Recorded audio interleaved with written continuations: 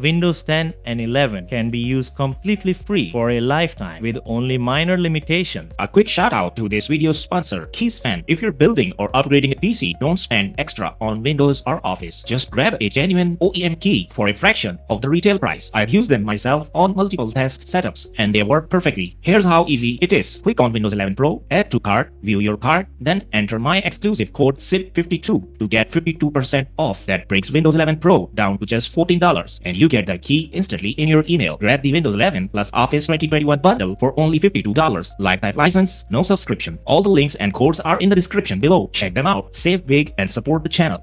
Now let's move on to getting official Windows 10 ISO. A quick trick on Microsoft's site, right-click and use Inspect, toggle Mobile Device Toolbar, refresh, and you'll instantly see direct download links for Windows 10 ISOs. Select 64-bit, hit download, and you're set.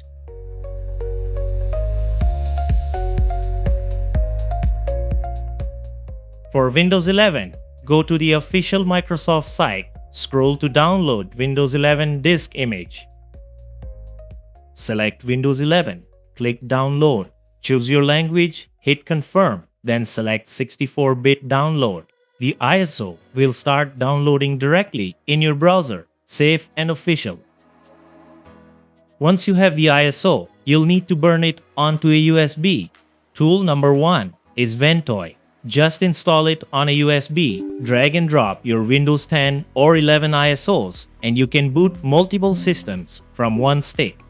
With Ventoy, one USB can hold multiple ISOs when you boot. You can choose any operating system to install. Tool number 2 is my personal favorite, Rufus. Here's why. It gives you full control over GPT and MBR partitions, perfect for both modern and older PCs, plus other options that I will show you later. In Rufus, GPT is the default for modern PCs. In BIOS, make sure UEFI is selected under boot sequence for best performance.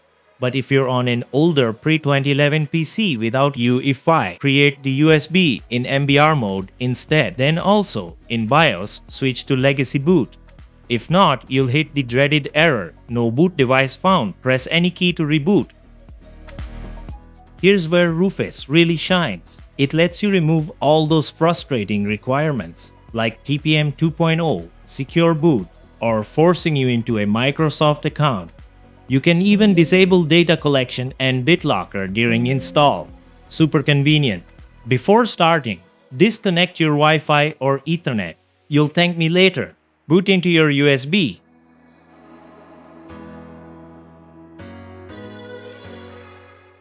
On the setup screen, always choose previous version of setup.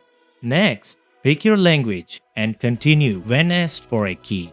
Click I don't have a product key. Don't worry, Windows still installs fine. Now here's the important part. Always select Windows 10 or 11 Pro. It gives you way more features and flexibility compared to the Home Edition, making it the smarter choice for gamers and power users. Now, if you want to keep your files, go for upgrade. But if you want max performance and a truly fresh start, always choose Custom Advanced Install. Always install Windows on an SSD or NVMe drive. It's night and day for speed. Check which partition is your Windows one before wiping. Use disk management ahead of time to note sizes. For this example, I've already noted the disk number and its size, so I know exactly which drive I'm going to wipe completely. Then, during install, delete the old partitions on that disk, create a new one, and install on the largest partition.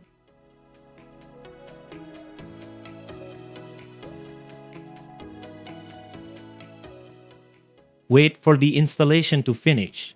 After copying files and rebooting, Windows setup begins. Choose I don't have internet. This bypasses the forced Microsoft account setup thanks to Rufus tweaks earlier. Otherwise, you'd be stuck on this screen until you connect and updates could take hours. Instead, just create a local username and password.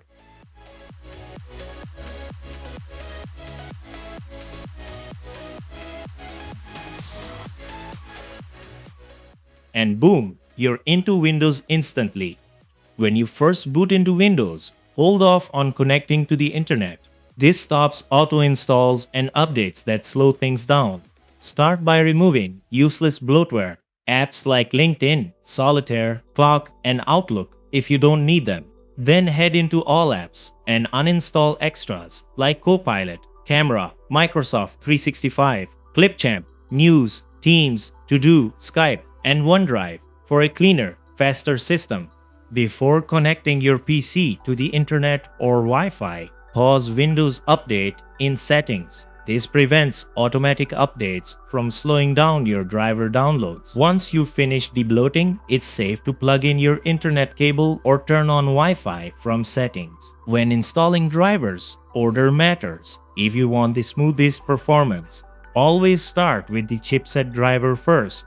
This ensures your motherboard and CPU communicate properly.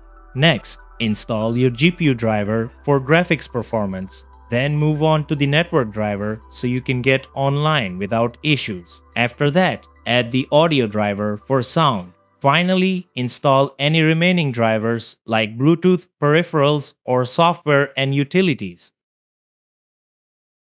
On both Windows 10 and Windows 11, if during where do you want to install Windows, you see the error, Windows can't be installed to this disk, MBR versus GPT, don't worry. For a fresh install, the easiest fix is to delete the partitions on that drive, create a new one, and click Next. This converts it automatically to the right format. But if you don't want to lose data, you'll need to back up first, because this method wipes the disk clean. Here's a common nightmare. You install Windows 10 or 11 onto a faster SSD or PCIe NVMe drive. Everything runs smoothly, but once you reconnect your old hard drive, boom, it's missing in File Explorer. No files, no extra storage, nothing. Don't panic. Your data isn't gone. What actually happened is Windows doesn't recognize the old drive's configuration. To fix this, right-click the Start menu and open Disk Management. Here you'll see the drive listed, usually marked as dynamic with a yellow exclamation and status foreign. Simply right-click on the disk label and choose Import Foreign Disks. Instantly, your HDD will reappear in File Explorer with all your files intact. Another common issue after installation is Windows failing to boot, often showing the dreaded No Boot Device Found error. To fix this, open your BIOS and check the boot order. Make sure Windows Boot Manager is selected and placed at the top. For example, on this Dell system, you can clearly see how the boot sequence should be set to ensure Windows starts correctly every time. On most modern PCs, press the Delete key to enter BIOS. Go to the Boot menu and set Windows Boot Manager as boot option 1. Save changes, exit, and your system should boot fine. And that's it for this guide. I hope you found it helpful. Thanks for watching, and don't forget to subscribe for more tutorials.